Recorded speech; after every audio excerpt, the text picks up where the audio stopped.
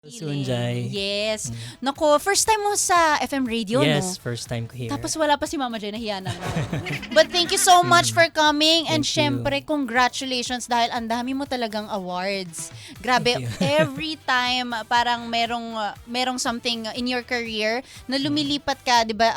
Lumilipat ka ng siguro not just management siguro, but the songs, and then you were also P-pop before. Yes, yes. But now, kamusta ang career mo? So, now, what do you think ang siguro situation mo as an artist? What do you think, saan ka papatungo? Ngayon naman kasi flourishing ang career natin and I'm very thankful na ganun siya. And yun naman, I will always be a P-pop artist, an OPM artist. And ngayon naman, we are at a point na nag-merge na yung two genres. Hindi na siya two distinct genres before na separate. So mas na-recognize na siya as one, and especially with Beanie's performance sa Coachella, mas na-recognize worldwide yung music natin. So I'm very happy sa kung nasaan ako sa placement ko in the industry, and hopefully mag-succeed pa tayo lalo in the future. Before, dahil ang industry, or ang genre mo is pop and EDM. Yes. So now, parang gusto mo siyang minimix into two.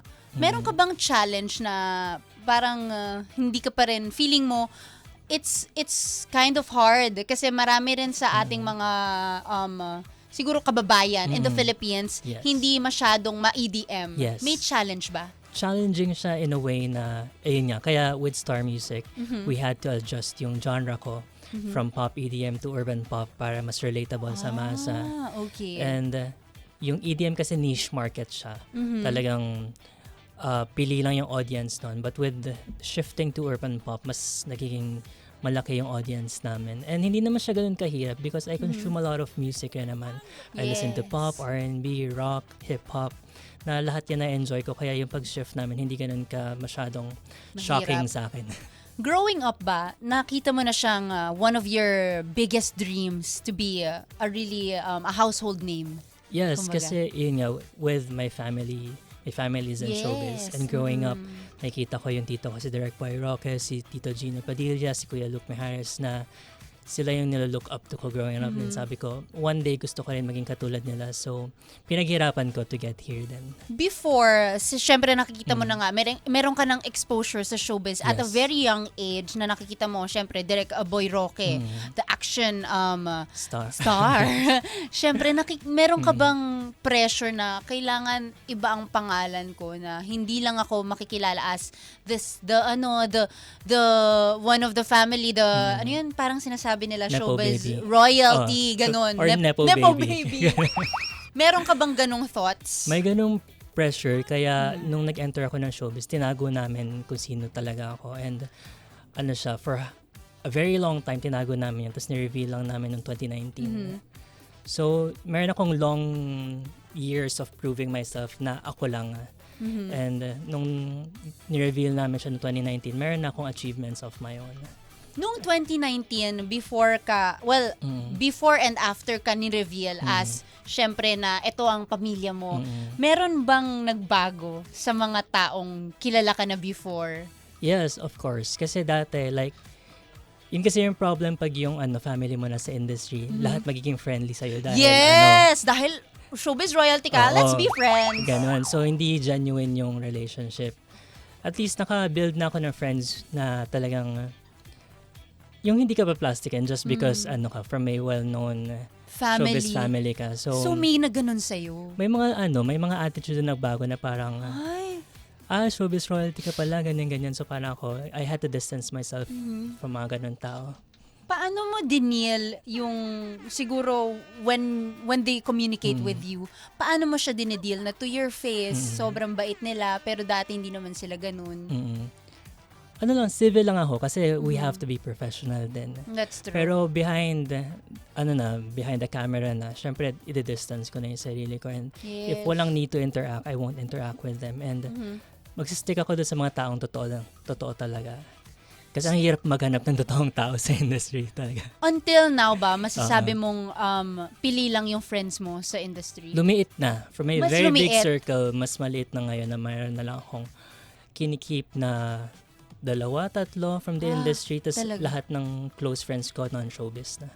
Oh, really? Ah, I prefer that din, yung mga non-showbiz. Oo. Kasi minsan talaga makikita mo na the way they treat you, siguro, hindi ko na, mamaya ko na sabihin. mga high school friends ko. Ayun, yun yung Mga mga high tira. school friends. Kasi nakita nila lahat ng evolution ng buhay ko. Oo, tsaka parang ang ganda ng makikita mo sila for who they really are, hindi dahil sa pangalan. Sa ko lang silang pakin-artista.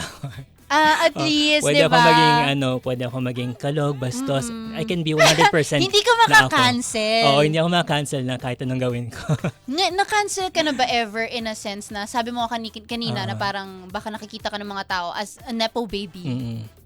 Hindi naman ako nabigyan ng ganong allegations kasi nga That's- by the time na ni-reveal namin siya, ang dami ko ng achievements of my own. Na ikaw lang talaga, hindi Oo. kayong, I mean, through the help of the people around you, of Yes. course, but syempre, hindi ka naman yung take lang ng take, Yeah. ganon. Saka sila kasi prior to the revelation, nagsusupport sila behind the scenes lang talaga na congratulatory message, mga ganyan. Pero nung ni-reveal na namin, syempre outspoken na sila na Wala na. yun, outspoken na sila na we are proud of you, ganyan, Yes. ganun. Ginawa mo ba talaga siyang siguro goal na meron kang ganung timing in your life na face mo sa buhay mo, kailangan ko muna i-build ang sarili ko until that time na malaman na nila na talaga namang eto ako.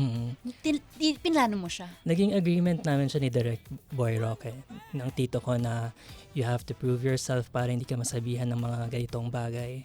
And pag okay na, pwede na nating i-share. So, yun yung naging strategy namin. And syempre ako, yun nga, kailangan mo talagang mag-start sa pinakababa. Yeah. Naging extra pa ako nung actor ako. Talagang pinagdaanan ko lahat yon from extra to supporting actor. Mahirap Tapos din. ito, talagang lahat ng mga grueling experience sa showbiz, kaya yun yung nag-mold talaga sa akin na to stay humble kasi nga from the very bottom na experience ko yung anong treatment nun, hanggang nasa taas ka na. And yun din, matututunan mo rin along the way na you have to treat everyone With respect. with respect talaga. Whatever kung ano pang position nila sa production, sa show, sa kung saan. Ang ganda nun, a very important thing to note, even sa akin, like as someone na nag-i-interview, na napapansin ko rin when people really, talagang converse with you or talagang makikita mo kasi kung genuine ang isang Yes, tao, di ba? oo. Meron bang siguro may na-pick up ka along the way of being in the industry, something na pwede mong i-share sa ating mga ka-vibes na tumatak sa'yo? Ano lang talaga, to be respectful. Mas lalo na sa mga senior artists na you really have to be polite and say hi. Kasi parang naging issue yan with Alam ko bring up yun ni Miss Angelica recently. Kasi ako lagi rin akong ganun. Yun yung culture ko. Pag may nakita akong senior artist, kahit hindi nila ako kilala, mag-hi ako, introduce ko yung sarili ko. And it doesn't matter kung mag-reply sila or not. At least nag-acknowledge ka. Kasi yun yung kailangan pagdaanan eh. Meron tayong hindi naman siya hindi siya hazing. May tanong ako, hindi ba siya parang parang nakakahiya kasi 'di ba parang may mga senior artists na parang kunwari magi-introduce ka sa sarili mo, parang iisipin ng mga tao na, "Hala, sino 'to? Bakit parang papansin? Parang nagpapakilala pa." Hindi ba siya ganun? Parang sa lahat ng mga encounter ko, hindi naman. Even si Sir Noli De Castro, nung nakasalubong ko siya sa broadcasting. Siyempre, nag-introduce ako sa kanya. I was younger pa noon, mga siguro 10 years younger na nag-hi ako kay Kabayan. Grabe, nakakakilig siguro yung feeling. Kasi na-appreciate nila yon. Like sila Miss Dina Bonavi na naka-work ko sa movie namin 2017. Isa yun sa mga na-appreciate nila na marunong mag-hi yung mga younger artists. Yes. Kasi yun sign of respect yun sa mga mas nauna sa'yo. And yun yung kailangan mo rin instill sa mga newer artists na dumadating na you really have to recognize everyone. Hindi pwede yung bago ka pa lang tapos snobbish ka na. That's true. Mas parang mas madali, mas better ang mas madaling ka-work. Yes. Instead na parang feeling nila, parang hindi sila masyadong grounded. Ganun. Minsan kailangan tayong meron tayong preno Meron tayong kailangan nagre-remind sa atin na tao lang din tayo, tao din sila. Hindi tayo pwedeng all that ang feeling natin. Ganun. Nako, speaking of, dahil you're in your era na syempre, unti-unti tayong nagiging household name na ngayon. So, meron ka bang dream na gusto mong ito ang idea sa'yo ng audience mo? Siguro, is it as an artist, as a musician, or as an actor? Mas gusto ko talaga ma-recognize as a singer, as a musician. And yung acting kasi, like ko naman sinasabi, it's something I had to love along the way. Talaga? Yeah. Kasi talagang music yung gusto ko, tapos napunta ako sa acting. Tapos syempre pinagpursigihan ko rin naman with acting. Pero wala talaga doon yung heart ko kasi nasa music Sa talaga acting. yung passion. Nasa music yung passion ko. So mas gusto ko mag-stick sa audience na a very authentic musician na naglalabas ng mga songs na makaka-relate sila. Siguro kapag in terms of gusto mo makarelate yung mga audience mo, meron ka bang parts na you like to stay hidden? Na ito yung hindi natin babanggain dahil hindi ko siya i-reveal ever. Kasi 'di ba usually parang gusto ng ng musicians na ito ako. Pero parang na-realize ko lang lately na may parts nga tayo na parang hindi natin kaya ipakita. May ganun ka ba? Meron naman kasi even with the amount of authenticity na pinapakita ko, 10% lang siya ng life ko. Kasi 90% ng life ko still private pa rin siya. And yung mga friends ko lang off-cam and non-showbiz, yung mga may alam. So, even though very open ako and very vocal ako with my audience, marami pa rin naman talaga silang hindi alam about me. Kasi minsan nakikita ka lang talaga nila in the screen. Yes, And kung ano yung pinapakita mo, but syempre, yung inner thoughts natin, yung mga pwedeng makancel. Like majority alam ng mga tao wholesome ako. Yes. Pero behind the scenes, hindi ako wholesome na tao. Medyo, do you prefer it like that? Mas prefer ko na ng balance. Kasi pag kausap mo ako off-screen, marami akong may MTRCB na mga sinasabi. Ako rin. Ito rin lalo, si DJ Sygen. Ang dami kong hirit na pwedeng makancel, na pwedeng maano ng MTRCB. Pero hindi ba siya yung parang mas nakaka-excite sa audience? Tingin mo? Parang mas gusto pa nila makilala this exclusive version of you. Pinapadaan ko na lang sa social media. At least na hindi ako maano dun. Oo. At least hindi ka, parang kasi, di ba, social media nga is our own, siguro, voice. Pero iba pa rin kasi kapag you make it official na parang ganito ako. Meron ka bang masasabi sa mga tao na talagang all out sa social media, walang preno as in? Kailangan pa rin ng filtering. And kailangan ng moderate censoring kasi hindi naman lahat pwedeng vulgar. And True. as much as you want to be straightforward, kailangan talaga i-phrase siya correctly. Yeah. Actually, ang sinabi mo dyan, na you have to be phrasing it correctly. Parang ang dami ko rin kasi nakikita na in this generation, kailangan lagi kang merong views na, alam mo yun, medyo idealistic. Views kasi and diba, opinions. the views and opinions of the TVs and the host, gano'n. Di ba parang minsan very idealistic na parang kunwari, at the age of 25, dapat may bahay ka na, kasal ka na, ganito, ganyan. And parang may certain expectations siya na nilalagay. Anong masasabi mo sa mga unrealistic na expectations ng mga tao on social media at this, siguro in our generation, na fast-paced lahat? May sarili kasi tayong timeline. It doesn't mean na nag-work sa'yo, mag-work yan sa ibang tao. Like yung having kids. Ako, I don't see myself having kids anytime soon. Pero yung mga ka-age ko, mga friends ko, may mga anak na. Kasi nga magkakaiba tayo ng path na tinitake. Tama.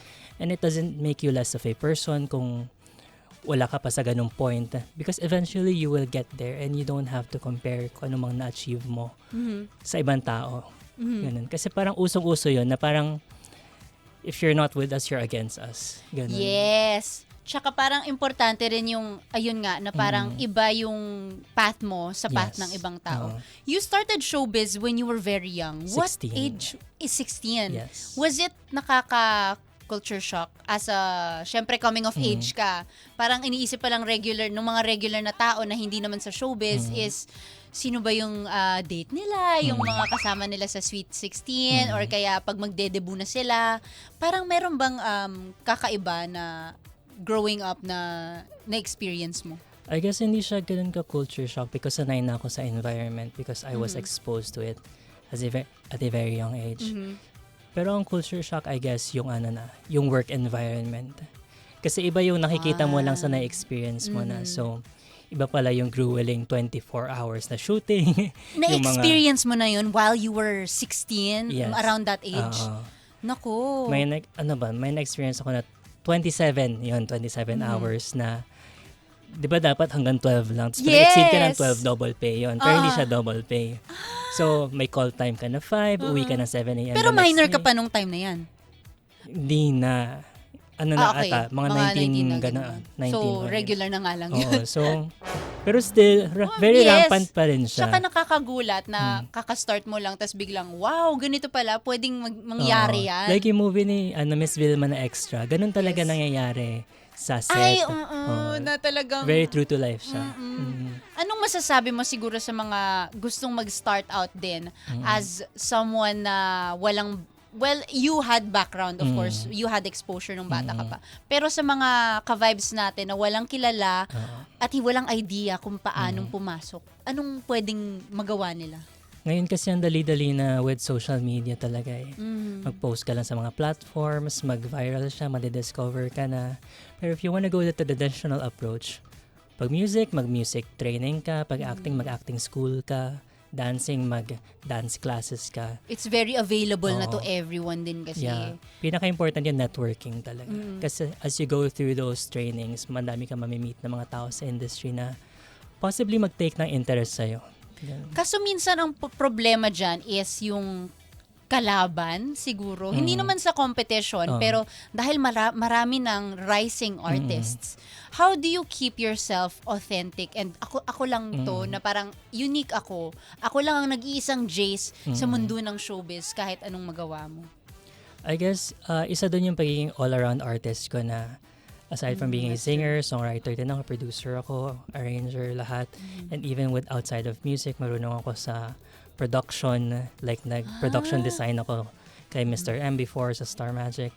So, na-ready, parang yun nga, well-equipped na ako. So, even outside of music, marami akong pwedeng gawin. Kaya, very rare daw sa mga artists. Yes. Actually, mahirap din sa totoo lang mag in front of the camera and behind the camera kasi dalawang version ng ikaw ang iisipin mo. Yes. So parang hindi ba siya nakakabaliw? naman? Minsan parang nakakabaliw siya, wearing many hats, 'di ba? Yeah. Sinasay ko lang kasi off-cam, very nonchalant lang ako. Pero pag on-cam, you have to be a bit extroverty. Yes. As an introvert din, medyo siya, it's nakakapagod. Oo. Yung social battery yung mauubos talaga pag on-screen ka. Kaya pag after ng mga show mga ganito, medyo ka na nun, dead bat ka na nun, kailangan mo na mag-recharge. Nako, ang ganda ng sinabi mo about that. Syempre, mas gusto pa nung ating mga ka-vibes kilalanin si Jace. So, syempre, isasaba ka natin sa aming segment. Okay. It's called Asal. Ang sa amin lang. So, basically, meron tayong mga cards na heart-to-heart questions ang mga tanong. Ready ka na ba? Yeah. Let's get it! Ito ang Asal, ang sa amin lang. Ang mga katanungang hindi madalas na pag-uusapan dito ang lapagan sa Asal. Ang sa amin lang. Asal.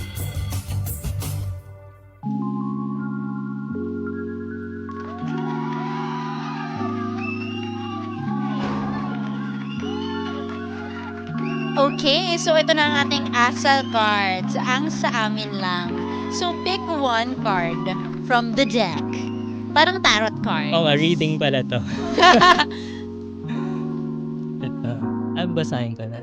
Yeah. Hindi madaling aminin kapag kailangan mo ng tulong, pero minsan, asking for help is the first step to healing. Ay, mali! Naku, yung brown muna! Naku. Brown muna pala. Yes, so okay. Ibang card na lang. Sagot pala yung nasa likod. Hindi ko rin napansin. Okay. Okay, game. Okay. So, question yung nasa Yung brown. Kasi, Yeah. okay. Mali! Ito. Kung nakikinig ang taong nanakit sa'yo ngayon, ano ang sasabihin mo sa kanya? I'm better without you. Yun. Ganun. Kasi yung songs ko naman tungkol sa past relationship. So, yun. Ano Anong sinabi sa likod? Sa likod, hindi mo kailangan ang sagot nila para magkaroon ng closure. Ang kapayapaan ay nasa loob. Ang ganda Amen. naman nun. Amen! Amen. Naku, speaking of, no, yung song mo, the song that you have, it's called Pagbangon. Yes. Is it about your past also? Pagbangon is about Direct Boy Rocker when he passed away noong 2019. Yun siya. Yung kung paano ako nag-deal with my grief because hindi ko lang naman siya tito. He was my father figure, my unofficial manager, my mentor. Kaya both personal and career life ko nag-crumble talaga siya during that time. And parang ayoko na mag-proceed sa career ko. And yun naman, as an artist kasi tayo, ang nagiging way lang natin to cope with our emotions is to express them. And ako as a musician, na-express ko siya through songwriting. Kaya sunod ko yung Pagbangon, but originally English siya. Or kasi when I signed with ABS-CBN in 2023, nag-request si Sir Jonathan ng Tagalog. Tagalog. Para mas Oo. damang-dama siguro. Oo. Sabi ko, Sir, yun, pwede natin translate. Then nagustuhan naman nila and here we are. May Pagbangon na tayo. Naku, ang ganda naman nun. In that story siguro, was it really hard writing it? Sobrang hirap. Kumusta? Sa kabinaan ko tong song, ayaw kong Tsaka galawin gaano katagal mo sinulat? Kasi parang ang Oo. hirap magtapos ng kanta na ganun ang topic mo. Sa totoong grief mo. Yes. Ang hirap ng grief. Pag in the moment kasi ako kaya ko tapusin in 15 minutes. Pero hindi ko siya gagalawin ng so many years. Kaya sinulat ko lang siya, tas in-archive ko na. Tapos, 2023 minus 2019. So parang ilang years yun. Financial advisor pero hindi marunong. 2019, 4 years. 4 years. So 4 years siya nakabank. And saka ko lang siya nalagyan ng melody and ng beats nung after 4 years na. And during the recording process ng demo, umiiyak din ako. Mahirap siyang buuin. And even with performing it now, mahirap din na parang akala ko after so many years okay Kaya na mo ako. pa. Pero itong first few weeks of promoting, sabi ko, pinost ko yun eh. Sabi ko, okay ako on cam, but nagbe-breakdown ako after the guesting. Pag mag-isa na lang ako. Kasi nagre-resurface lahat ng pain na iniwasan ko before. Ano yung feeling siguro na yung feeling mo now, syempre na you wrote that song and it's in memory of someone that you Yes. loved. Ano yung feeling na ngayon meron kang nasulat na parang legacy? Ang lagi ko lang kasi inisip na how I wish na nandito pa yung tito ko to see everything na na-achieve ko ever since he passed away. Kasi siya naman talaga biggest supporter ko talaga. And wala, kinokonsole naman ako ng relatives ko pero sabi ko wala kasing tool. No amount of consoling can help yung void na nafe-feel ko eh. So, no amount of success, no amount of awards na No amount of money, anything. hindi talaga Hindi kaya. mare-replace. Kaya sabi ko, wala, yun talaga, you have to move forward And deal with it. and deal with your grief. Kasi it's something you don't get over with, but it's something you learn to live with. So, Uy, sobrang appreciate ko na binring up mo yan. Kasi sobrang daming ang hirap, grief is very it hits you randomly. yes. May random yes. times lang na bigla kang iiyak. Minsan may mga happy moments ka with your family, tas parang naiiyak ka randomly, ganun. Kasi ganun din ako, nag-grieve ako right now sa totoo lang. Ng dog ko. I know it's like weird For pakinggan. parent ako, so I understand. Diba? Kapag, iba talaga ang grief. Siyempre, pag minahal mo, no. Last night, umiyak din ako. Ako din! Oh, imagine! Dahil dun sa yung puppy ko nag-pass away last year. So mag 1 year siya this May. Tapos nakita ko yung wrap kung saan ko siya sinasabit pag pinapalitan ko siya. Yes. So, sabi ko, di na-breakdown na naman ako sa backyard kahapon. Oh, Ganyan. pero minsan ba, parang lahat ng mga moments na ganun, nire-reserve mo siya na parang, you know what, I'll turn this into music so that when at least there's music, I can sing it and it's in memory of you. Yes, marami akong mga songs about my loss. Sa lola ko, yun nga sa tito ko, sa lola ko, sa mga dogs ko. Pero hindi ko talaga siya kayang galawin. Siguro we will wait for another how many years again before Oo. ko i-open up yung sarili ko na pwede ko na to i-discuss without breaking down sa interviews. Yes. Pero you are very, very strong, Jace. Thank you so much for sharing that with us. Sobrang appreciate namin. Siyempre, it's not easy to share about your grief and lahat ng mga pinagdadaanan mo. Kasi pinagdadaanan yan talaga ng maraming tao. And I'm sure marami kang na-inspire today to open up with yung sa kanila mismong mga kinikimkim. Dahil kailangan everyday, di ba? You have to put this face on na kailangan strong ka, na kailangan kaya mong pagdaanan yung lahat ng hardships ng trabaho mo, regular, siguro errands, ganun. Lalo sa atin na laging the show must go on kahit anong mangyari. Yes, especially in showbiz. Nandito ka para magpasaya ng tao. Hindi yung magpapaiyak ka. Kasi people came here for entertainment. So, minsan, it's no excuses. Kaya maraming salamat. Thank you for sharing. Thank you. Ang ganda-ganda nun. And of course, dahil ang oras natin, 4:47 na, i-promote mo na ang kantang Pagbangon. So guys, mga listeners ng 92.3 FM Radio, ang Pagbangon ay available na sa lahat ng digital platforms on Spotify, YouTube, iTunes, Apple Music, and available rin ang official lyric videos sa Star Music channel on YouTube na more than 112k views na. So, Ang bilis! first 3 days siya. Oh my gosh, ngayon, it's on its third day. Ay, ano na siya? Past, almost 1 week na siya. Almost 1 week. Almost 1 Nako, week. at least exclusive na natin siyang mapapakinggan dito. So, syempre, i-request mo rin ang ating mga ka-vibes na i-request yung song na ito sa ating Banana Crew Daily Top 10 Countdown. Request nyo Oo, kasi everyday yan, pagpatak ng, dati 5 o'clock kasi our program used to end at 6. Ngayon, nagtatapos tayo ng 5:30, kaya 4:48 na, malapit na tayo mag-start ng Banana Crew Daily Top 10. Maraming salamat. And of course, mga ka-vibes, i-request ang Pagbangon. Dito lang yan sa 92.3 FM Radio. Ka-vibes, ang lupet. Maraming salamat, Jace, for coming over. Thank you. I enjoyed our interview. Thank next you so time much. ulit. Yes. Nako, sana nandito na si DJ Jaiho, ang Malamang ating mas, Marcis. yun, mas chaotic. Pag dalawa na kayo. Yes, mas chaotic talaga. Tsaka baka mamaya mag-iyakan tayo dito. Thank you so much. Thank you. And of course, mga ka-vibes, ito na talaga ang Pagbangon exclusive sa 92.3 FM Radio. Ka-vibes, ang lupet. Oras natin, 4:49.